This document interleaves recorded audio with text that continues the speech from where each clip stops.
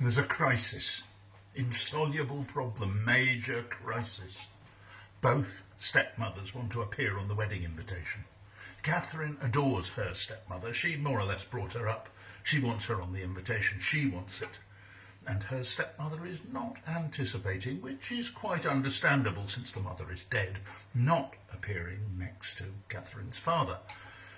Whereas my stepmother, whom I detest, it's out of the question she should appear on the invitation.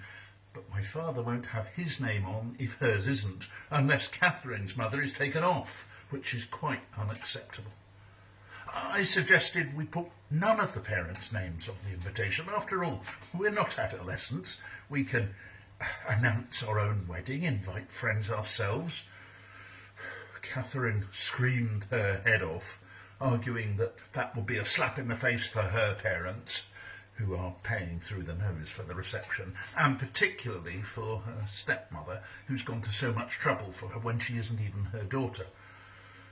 I finally allowed myself to be persuaded, totally against my better judgment, because she wore me down. I finally agreed that my stepmother, whom I detest, who's a complete bitch, should have her name on the invitation, and I telephoned my mother to warn her. Mother, I said, I've done everything I can to avoid this, but we have absolutely no choice. Yvonne's name has to appear on the invitation. Well, she said, well, take mine off.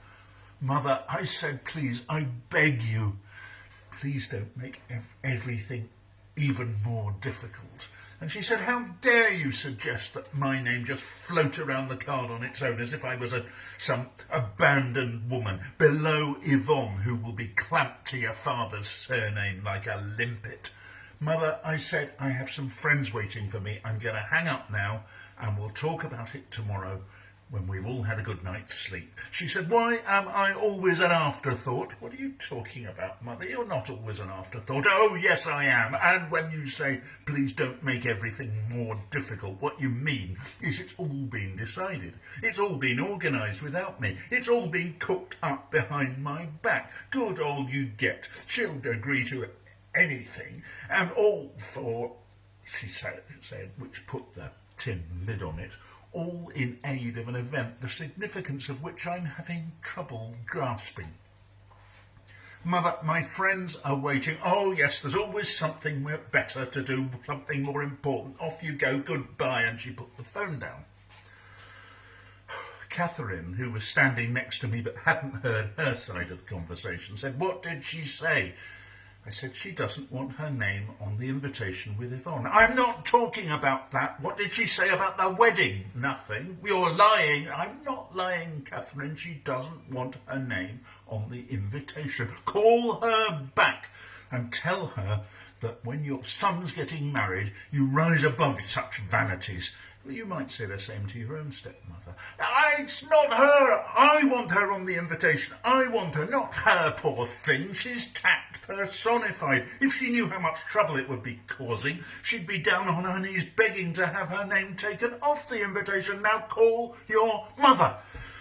So I called my mother. By now I'm a wreck. Catherine's listening on the extension. Yvonne, Mother says, up to now, you've always conducted your affairs in the most chaotic manner imaginable, and now, since you've decided out of the blue to embark on matrimony, I'm obliged to spend a whole afternoon and evening with your father, a man I haven't seen in 17 years, and to whom I was not expecting to have to reveal my hip size and my puffy cheeks. Not to mention Yvonne, who, incidentally, I hear from Felix Perolari has taken up bridge. My mother also plays bridge. I can see that none of this can be helped, but the invitation, the one thing that everybody will receive and examine, I insist on making a solo appearance. Catherine was shaking her head and screwing up her face. in disgust. Mother, I said, how can you be so selfish? I being selfish? I'm not selfish. I'm not selfish. You're not going to start, Yvonne. Not like Madame Romero, who told me this morning I had a heart of stone, that everybody in the family had a heart of stone when I refused to raise her wages. She's gone completely mad, by the way, to 60 francs an hour tax-free. She had the gall to tell me that everybody in the family had a heart of stone when she knows very well about Andre's pacemaker. You've never so much as dropped him a line, by the way. Oh yes, very funny, everything's a joke. It's not me that's selfish, my boy. You've got a lot to learn about life. Go on with your precious friends. Then nothing's resolved. I put the phone down. Mini drama with Catherine cut short because it was late.